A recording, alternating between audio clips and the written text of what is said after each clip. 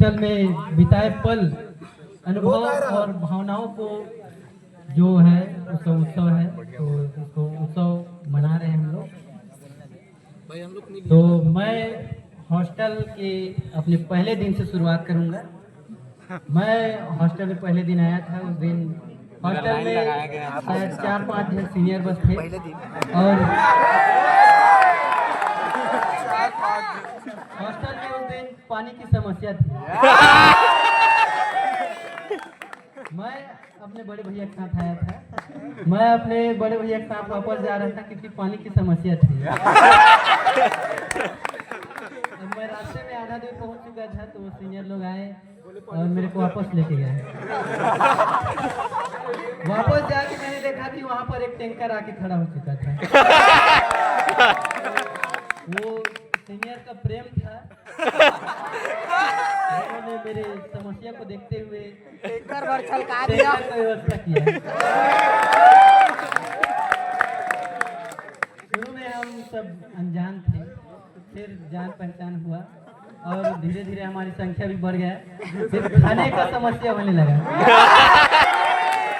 खाने का समस्या चालू हो गया। फिर सीनियर लोग ने फिर मेस चालू किया। खाना भी मिलने लग गया और समस्या। खाना इतना अच्छा था कि देख के ही घर का याद आता था।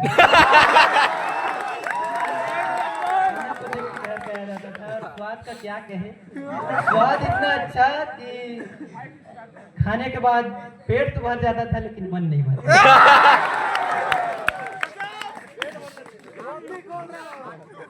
मन नहीं भरता था। भाजी खाने का बहुत रिक्वेस्ट किया लेकिन भाजी भाजी भाजी। हाँ, और मेरा स्पेशल डिमांड था मेस में भाजी सब्जी बनानी है। बना भी था लेकिन कुछ कंकड़ पर था।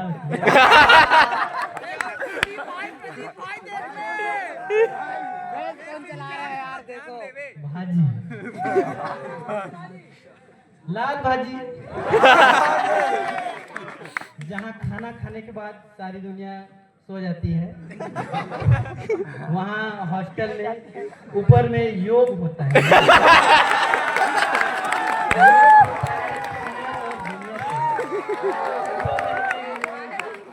योगा कराया जाता है। योगा में फर्स्ट और सेकंड नंबर का जो आसन है कुछ नहीं कहूँगा, जो थर्ड नंबर का आसन है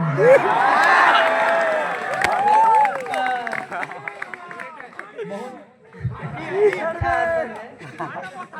थर्ड नंबर का आसन वो सीनियर कराते थे हमें और कराते भी हैं।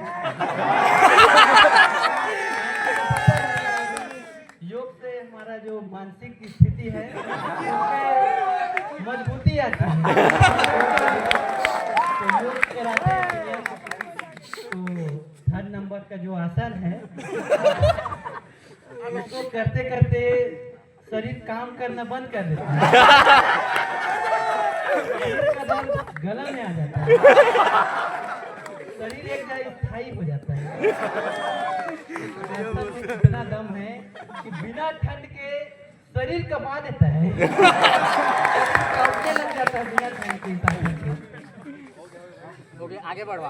कहा जाता है जो इस आसन को सिद्ध कर ले वो अपने शरीर पे काबू पा लेते हैं।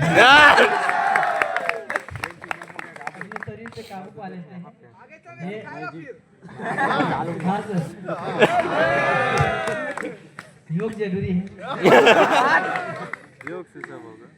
इस आसन में इतना दम है कि शरीर कांपने लग जाता है और इस आसन में ध्यान छाती में केंद्रित होता है। एक बार ध्यान केंद्रित हो जाए तो शरीर हिलना डुलना बंद हो जाता है। ध्यान केंद्रित होने के बाद इंसान को सुनाई तो सब देता है लेकिन दिखाई कुछ नहीं देता।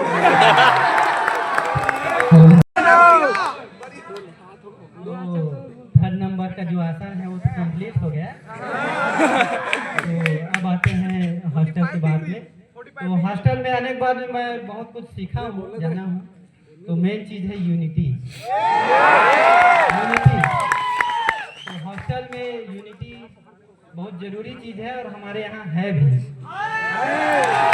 यूनिटी है तभी हम लोग सब यहाँ पे उपस्थित हो पाए हैं यहाँ, और आगे भी होते रहेंगे। यूनिटी में हमारे यहाँ बहुत कुछ है, जैसे दूसरों का हेल्प करना, जरूरतमंदों का हेल्प करते हैं। मेस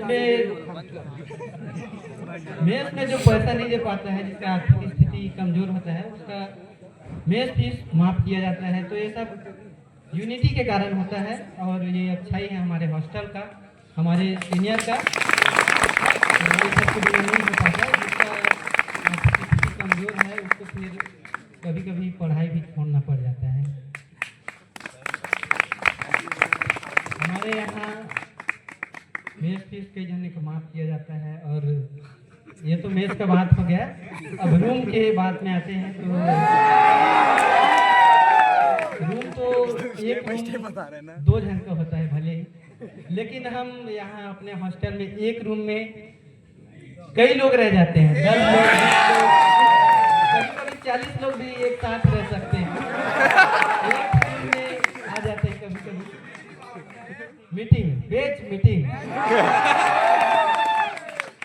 मीटिंग में कई प्रकार की बातें होती हैं, अच्छी बातें, बुरी बातें, कई प्रकार की बातें।